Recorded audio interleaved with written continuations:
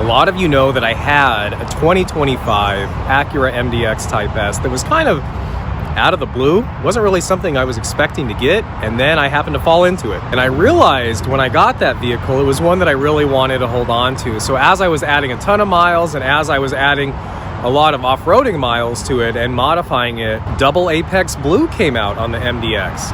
And I was lucky enough to see the Double Apex Blue on the Type S concept way back at Monterey, and I fell in love with the color. It is one of the reasons why I ended up buying the Long Beach Blue Pearl PMC TLX Type S, because it mimicked that car in a lot of different ways. However, it wasn't the exact color. And when I realized just how much I loved that color and how much I loved the MDX Type S, I turned around and got this in November, and it was a really long order. When these things first came out for 2026, it was a really long wait time, and I am not the most patient person when it's something that's I'm really excited about. But thankfully, Ron Tonkin Acura did make it happen. They did get this car. This was the first Double Apex Blue that they got, and I really wanted it with Orchid interior, because one of the differences with the Performance Red Pearl was it had black interior.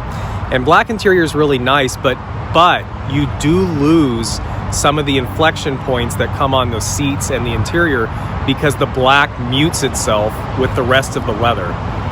So let's take a quick walk around on this, and we'll go over a couple of the things which are still relatively new. So in 2025, the MDX did have a mid-models refresh, an MMC if you will, and they completely changed the fascia on the front of the car. So you have these really large vents right now, different fog lights. The wheels changed as well. Right now this thing is in lift mode, so you can see just how high it can go right here. 9.3 inches of ground clearance. I did end up adding all of the gloss black Type S emblems all the way around. We have the roof bars up top, coming to the back.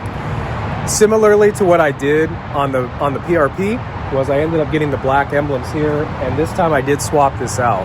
So one thing to note with this black emblem, underneath here is black, it's just a sticker. And it's black underneath the chrome emblem so that the chrome pops. In this case, I don't need the black to be muted with black around here, so I peeled off that black vinyl that was on here with the chrome emblem. So again, we have quad exhaust down here. This is a valved exhaust. It's not super noticeable, but it is a little bit noticeable when you put it in Sport and Sport Plus. I did get this fully PPF'd because, again, this is a car that I really want to hold on to for a long time, and I love it. So you can see how beautiful the paint is here. I love this blue. And here is the Orchid interior. So I'll let you take it in. But I'm going to point out a few things. So on the Orchid interior, you do have the black piping, which you did on the black interior as well, but it just disappeared into the black. So you didn't get these really nice accent pieces coming down here. Again, with the MMC refresh, this is now suede in here, which is really nice, or Alcantara, I guess it's not suede.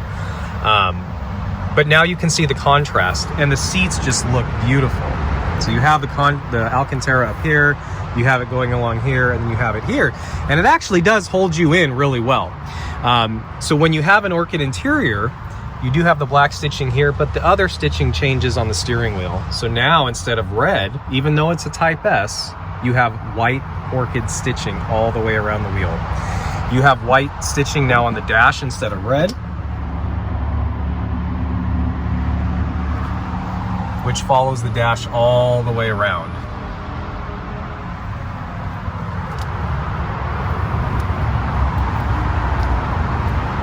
So another really nice point to the MDX Type S Advance is every single door has the walkaway lock, and it has the hands-free opening, so I could lock it or unlock the entire car from any door that I open.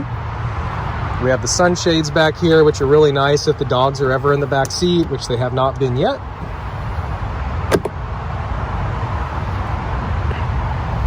We have cup holder right here, little cubby here, grab handle here, seat back pockets. So with the 2025, Acura did eliminate the AC outlet. If you've seen in any of my other videos, I showed you how to add it back in with a DC to AC converter. We now have USB-Cs back here, and then we also have a 12 volt as well. This is the center seat. This is removable.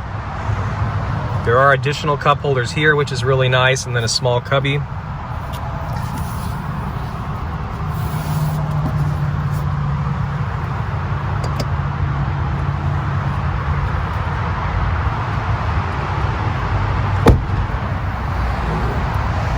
Same power plant as the 25. It's a 3.0 liter J Series V6 with a twin scroll turbo on it. Nothing is that different inside here, but it does still smell new, which is amazing. We have our washer fluid way up here.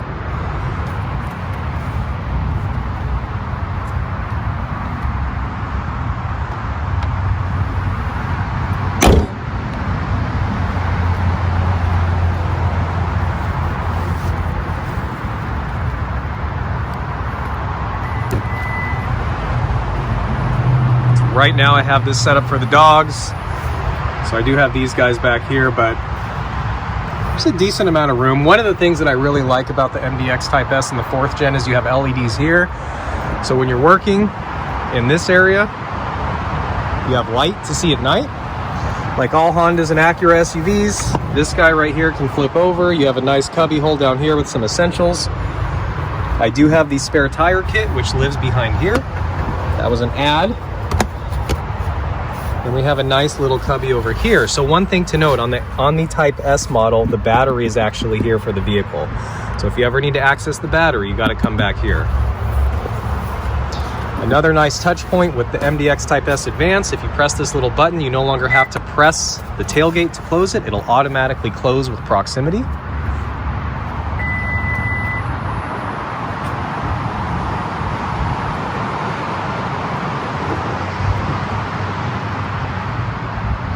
Let's start it up.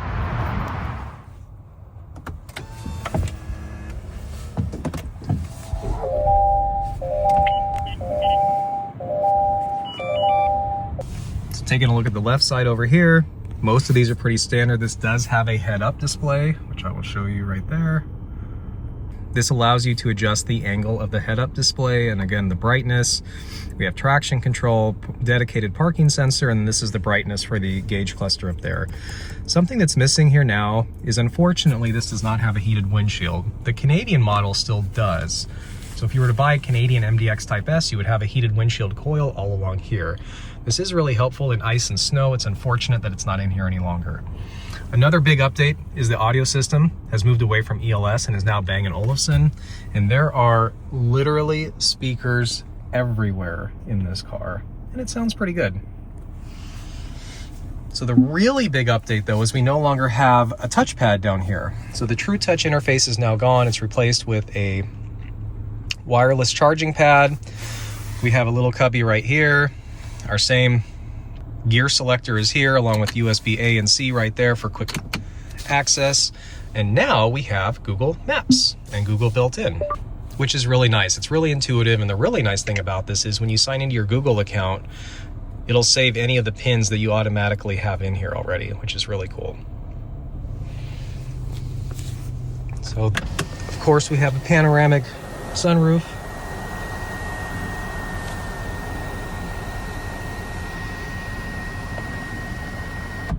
Which is huge. And the shade actually does a really good job of keeping out the heat and the sun. And I do want to throw in some drawbacks because there are drawbacks to this car. People do always ask, you know, the reviews are really positive, so what's the drawback? What's the drawback? In this case, there are drawbacks, and the drawbacks are the MPG. It's really low. And I knew that getting into it, but you're going to be lucky if you hit 20 miles to the gallon with this car. Yes, premium is recommended. The other thing is there really is not a ton of storage in the car. Believe it or not, like this is really small. We don't have a ton of places to put stuff. So in that aspect, it's not a great family hauler simply because you don't have a lot of places to put toys or snacks. It's definitely an adult vehicle, but if those aren't that big of a deal for you and you can manage, you know, a standard size cup holder here and there without having 16 of them or big enough for an Nalgene, you're set. So that is the new MDX Type S in double Apex Blue Pearl.